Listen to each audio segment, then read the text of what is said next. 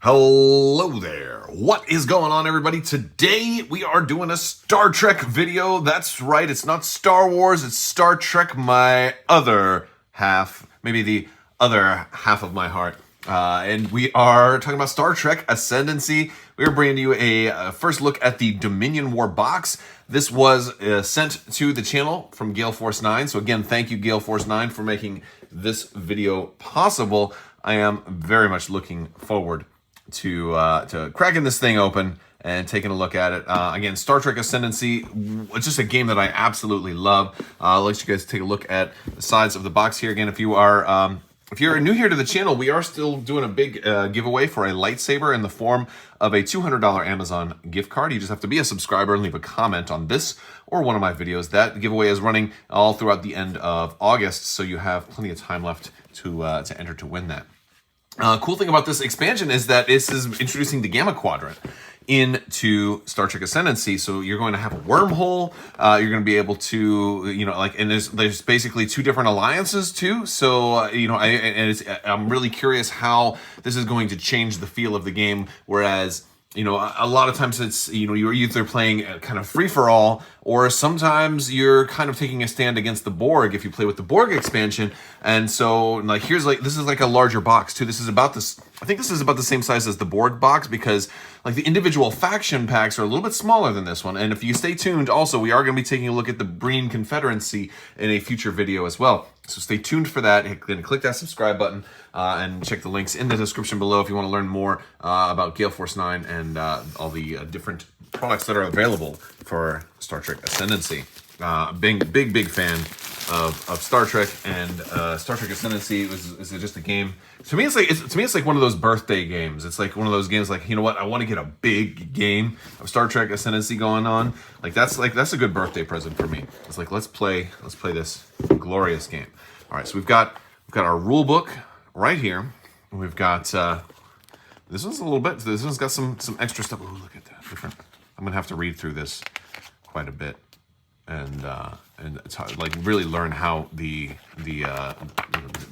Gamma Quadrant is going to play. We've got our board here, which is cool. I love the way they do all these boards. All the boards look different, but they're kind of functionally the same. Like they still have the same numbers, and they still have the weapons and shields and all that on there. But they all look and feel kind of different, which is really cool. And then again, one of the reasons this box is so much bigger is because this does have new planet tiles in here. Look at all of these. These have a green rim on them. Very cool. Look at that.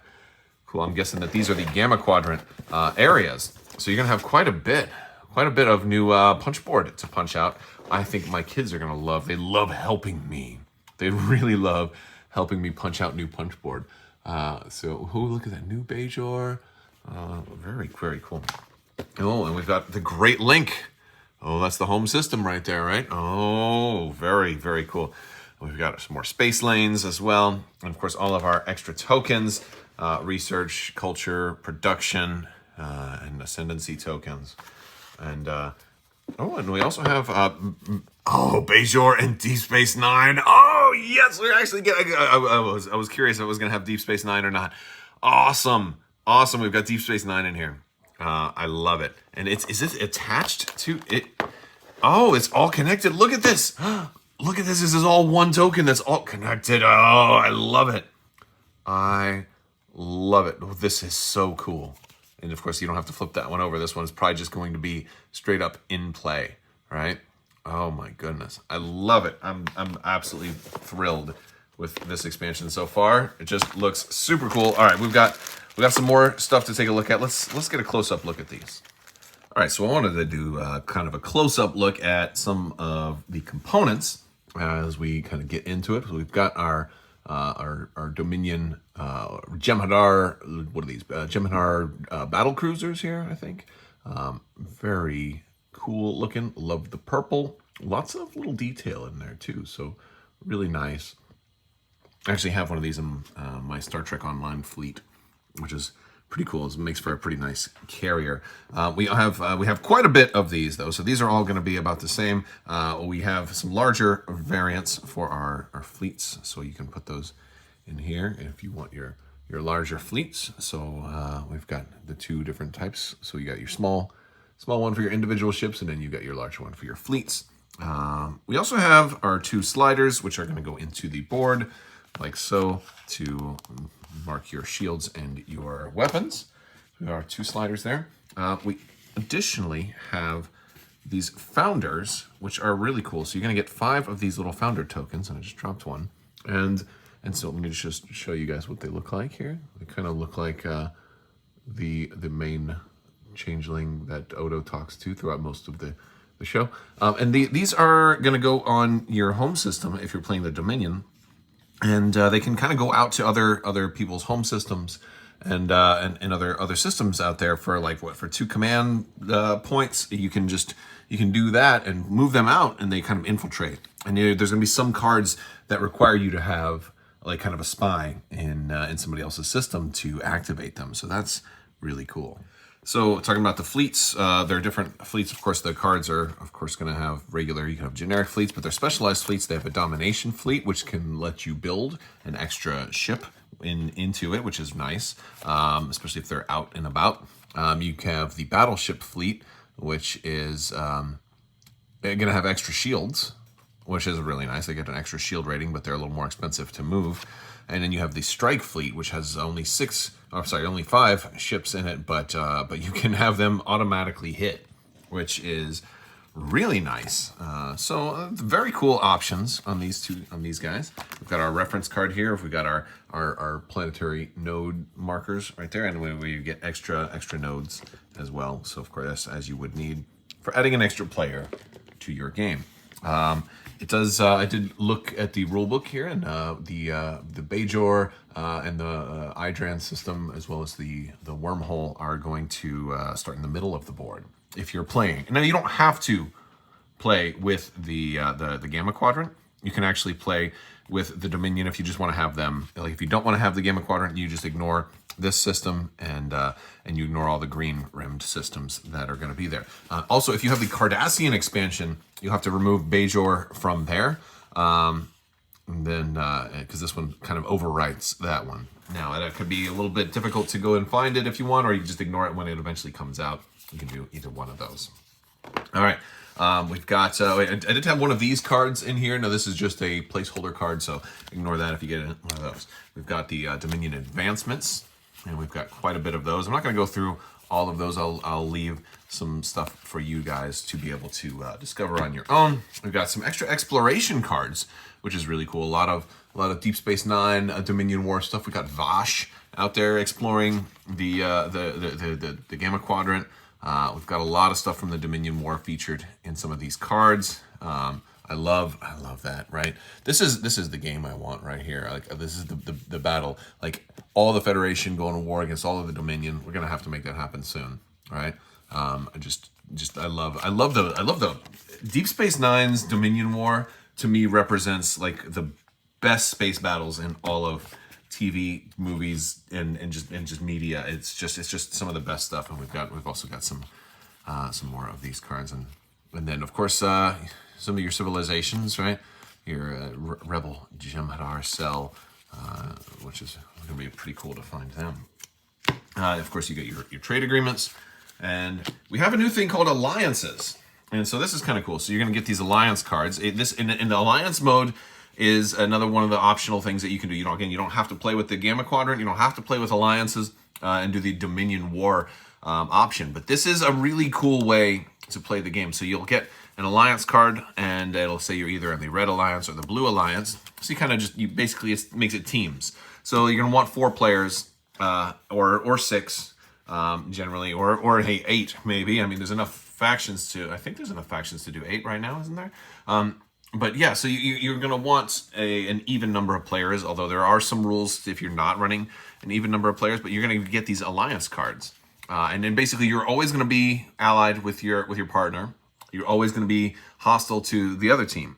And you'll actually deal out some extra systems, and you'll connect to each other, and then you'll start going after each other. And you can conquer another player's home system, and they're not out of the game. If you conquer another player's home system, so you have all these blue alliance cards, and you'll have you get 2 each turn, and so they do all kinds of different things. They're either like one shots or they're ongoing ones, and they're going to give you all kinds of different things that you can do to augment your, your game. And same thing, we have the Red Alliance deck, and so I don't think there's a whole lot of difference between these, right? Yeah, I think they're basically the same. It's just, red is just one team and blue is another team. So red doesn't mean the bad guys. Red could be the good guys. Blue could be the bad guys. But if you get conquered, now instead of drawing your alliance cards, you now can draw these resistance cards. And now you can try to fight off, kind of like when Cardassia conquered Bajor, but the resistance kept fighting back, right? Or how many systems did the Dominion conquer that eventually fought back? So like when Cardassia was conquered then by the Dominion, and really cool stuff. So yeah, and so it gives you an alternate way to play the game, and you can also what I like about it is it kind of forces some fleet building.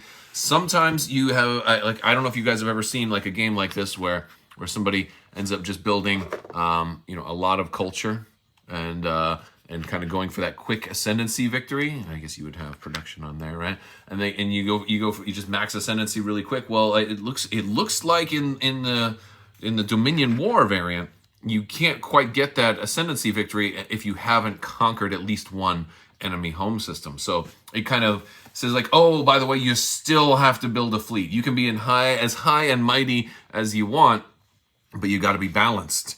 And I love the way that it kind of forces that balance aspect to it. So very, very fun new option. Promotes a little teamwork, a little and a little bit of big fleet battle stuff, because you're going to have to build a big fleet if you're going to invade somebody's home system and conquer their home world, which I think is super, super fun. So really digging this stuff.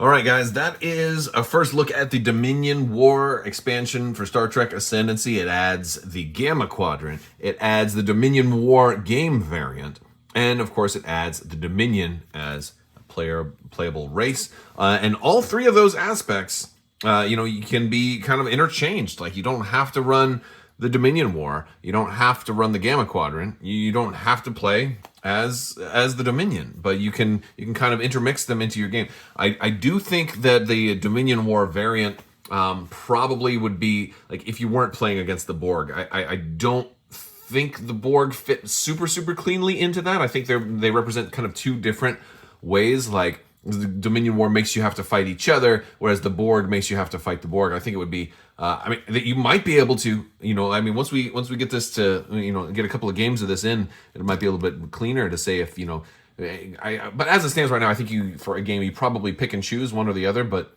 might be pretty interesting. Might be a little chaotic to try to add the Borg to the Dominion War, but wouldn't that kind of turn the tables on what you thought was going to be this one side versus other side thing, and all of a sudden, the Borg come out closer to one side, and you're like, well, I guess we're gonna have an easier time conquering you now. I don't know. I think it's really fun, though. It definitely promotes a lot more of the fleet versus fleet battles that I love to see. So can't wait to get this, get a couple of games under the belt. Let me know what you guys think. Let me know some of your favorite races in Star Trek Ascendancy, some of your favorite factions, and who do you like to play, and what are some of your favorite Star Trek games. I will talk to you guys later. Oh, and I really want to hear, what is one of your favorite Star Trek episodes of all time? Does not have to be from Deep Space Nine, but bonus points if it is. I will talk to you guys later. I want to thank you all so much for watching. Big thanks again to Gale Force 9 for making this review possible. And I will talk to you all later. Make the Force be with you. Live long and prosper. Be excellent to each other. So say we all. And the spice must flow. Always wash your socks, and goodbye there.